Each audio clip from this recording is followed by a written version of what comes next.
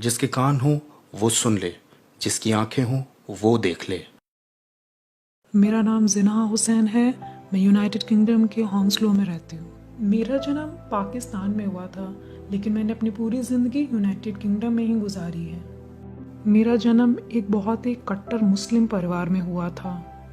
मैंने इस्लाम पर कभी कोई सवाल नहीं उठाया, लेकिन मुझे इसमें कोई सेटिस्फैक्शन भी नहीं मिला।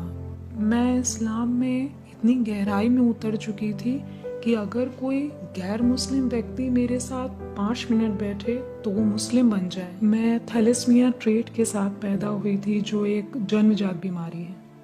मैं परेशान हो चुकी थी। मुझे लगता था मैं एक अच्छी मुस्लिम हूँ। मैंने वो सब कुछ किया जो मुझे करना चाहिए था, फिर भी अल्लाह मुझ पे तरस क्यों नहीं खाता और मुझे चंगा क्यों नहीं कर रहा है। मैं हॉस्पिटल गई और जब मैं लौटी तो मैंने देखा मुझे 90 पाउंड का चालान हुआ है। मुझे याद है मैंने अपनी गाड़ी के टायर पर जोर से लात मारी और खुदा को भी बहुत कुछ कहा। मैं कार में बैठी, मेरे मुंह से यीशु निकला। इससे मैं और भी ज़्यादा घबरा गई कि ये क्या हुआ, यीशु कैसे बोला। अगर कुछ ऐसा था भी तो मुझे अल्लाह या मोहम्मद बोलना चाहिए था, लेकिन मैंने तो यीशु बोला। मुझे लगा बुखार ज़्यादा बढ़ गया है क्योंकि मुझे यीशु के बारे में किसी ने नहीं बताया, सुसमाचार नहीं सुनाया। मेरे लिए परमेश्वर का राज पूरी तरीके से छुपा हुआ था। मैंने अपनी टैबलेट ली, जो पेंसिलिन थी मेरी। मैं फिर लेट गई, बहुत थक गई थी मैं, देर भी बहुत हो गई थी। जैसे ही मैंने सोने के लिए अपना सिर झुकाया, यीशु चल के मेरे कमरे में आ गए। उन्होंने बहुत खूबसूरत शाही वस्त्र पहने थे जो मैरून रंग के थे और उस पे गोल्डन कढ़ाई थी।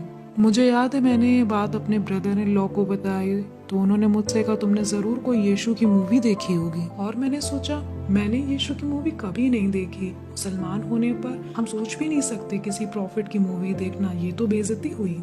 अगले 3 दिन बाद यीशु फिर से आ गए। मैं ऊपर वाले कमरे में थी। उन्होंने मुझसे कहा तुम्हें बाइबल पढ़ने की ज़रूरत है। इसे आप ऐसे समझिए जैसे आप मुझसे कोई विदेशी भाषा में बात कर रहे हो और मैं बाइबल शब्द का मतलब भी नहीं समझ सकती थी कि ये कहाँ से आया और ये है क्या। तो उन्होंने मेरा हाथ पकड़ा और अगली चीज़ ये हुई कि मैं नीचे आ गई बिना सीढ़ियों के और उन्होंने कंप्यूटर के सामने जा करके टाइप किया www.bible.com और यूहन्ना के गॉस्पेल का 3:3 सामने आया। जब तक कोई नए सिरे से ना जन्मे वो परमेश्वर का राज्य नहीं देख सकता। जो आत्मा से जन्मा वो आत्मा है, जो शरीर से जन्मा वो शरीर है। मैंने जब ये पढ़ा तो मुझे बहुत अच्छा लगा। मुझे ऐसा लगा जैसे मैं बहुत प्यासी थी और मुझे पानी मिल गया हो। और जब मैंने एक बार इसे पढ़ लिया तो उन्होंने मेरे सामने मरकुस 16 चैप्टर खोला। जो मेरे नाम में विश्वास करेंगे उनमें ये चिन्ह होंगे, वो दुष्ट आत्माओं को निकालेंगे, बीमारों को चंगा करेंगे और वो मुर्दों को जिंदा करेंगे और कोई जहरीली चीज़ पी लें तो भी उनको कोई नुकसान नहीं होगा।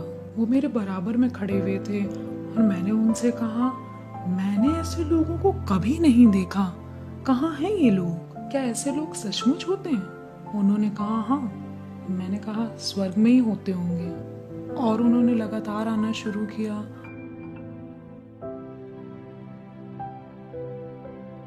वो आते मेरे बराबर में बैठते और मुझे बाइबल सिखाते थे और उन्होंने कहा अब से तुम मुझे ऐसे नहीं देख पाओगी, तुम मुझे वचन में देखोगी जैसे सब देखते हैं और जगत के अंत तक मैं सदा तुम्हारे साथ हूँ। और फिर वो चले गए। जब मैं काम पे गई तो वहाँ पे एक औरत यीशु के बारे में बात कर रही थी। उस दोस्त ने कहा एक गॉड टीवी चैनल है जिसे तुम देख सकती हो। तो सचमुच मुझे ऐसा लगा मुझे परमेश्वर और स्वर्ग देखने को मिला। उसने मुझसे गॉड चैनल पे जाने के लिए कहा और जब मैं गई तो मैंने सबसे पहले पास्टर क्रिस को देखा। जाहिर सी बात है मुझे पता नहीं था कि वो लव वर्ड टीवी है और उसके बाद मैंने पास्टर क्रिस को सुनना शुरू किया।